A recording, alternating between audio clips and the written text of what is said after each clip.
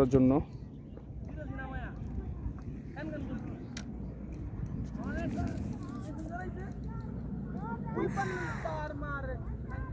আসলে এই একটা মাছ নিয়ে পরে আমরা 100 মিনিট যাবত খেলতেছি, তারপরে এটা এখনো নেট করতে পারি নাই। ইনশাল্লাহ খুব শিগগিরই নেট হয়ে যাবে। প্রায় 100 মিনিট, এটা তো আসলে চারটিখানি কথা না।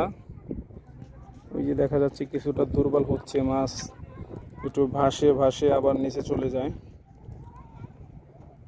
আসলে কাতলা মাছ একটু বড় হওয়ার কারণে একটু শক্তি বেশি দেখাচ্ছে। যাক, ইনশাল্লাহ আমরা খুব শিগগির এটাকে বন্দি করে ফেলবো।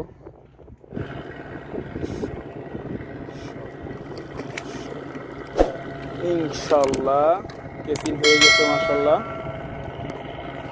মাশাল্লাহ কেসিন হয়ে গেছে। এখন আমরা বিপদমুক্ত। এই যে ভাইয়া, এই রিল্যাক্স রিল্যাক্স ভাইজানে আসলে প্রায় 110 মিনিট এই মাছটা নিয়ে খেলছে, প্রায় 2 ঘন্টা। আসলে খেলতে খেলতে ভাই খুবই বিরক্ত হয়ে গেছে, প্লাস দুর্বল হয়ে গেছে, যে জন্য নৌকাটা আমাদের খুবই ছোট, মানে ভাইজানের জন্য পড়ে গেছে। এখনো মাছ কিন্তু আমরা নদীর মধ্যেই রাখছি, এখন উপরে উঠে নেই ইনশাল্লাহ, তবে বিপদ মুক্ত। ভাই সাতু বাতু পরে ভাই, আগে জিনিসটা ওঠান, মালটা আগে ওঠান মিয়া।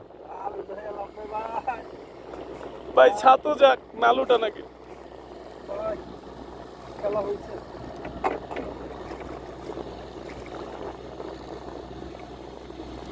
এই সে আমাদের কাঙ্ক্ষিত কাতলা, সুন্দরী কাতলা। এটা লাগি সময় নিতে ভাই। ও মাই গড ভাইজানরা দেখুন, এত বড় একটা কাতলা, অথচ আমাদের বডি হিট, অথচ এই বডি হিট নিয়েও আমার ভাইজানে হ্যাঁ বডি হিটটা আমরা একটু দেখি।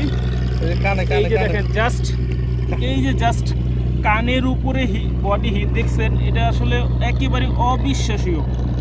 এই হিট নিয়েও আমরা প্রায় হলো গিয়া 2 ঘন্টার কাছাকাছি এটা নিয়ে খেলছি ইনশাল্লাহ। আসলে দক্ষ শিকারী হলে যেটা হয়, দক্ষভাবে খেলতে পারলে যা হয়, না হলে এই সামান্য কানে হিট মাছটা প্রায় 2 ঘন্টার মতো খেলছি।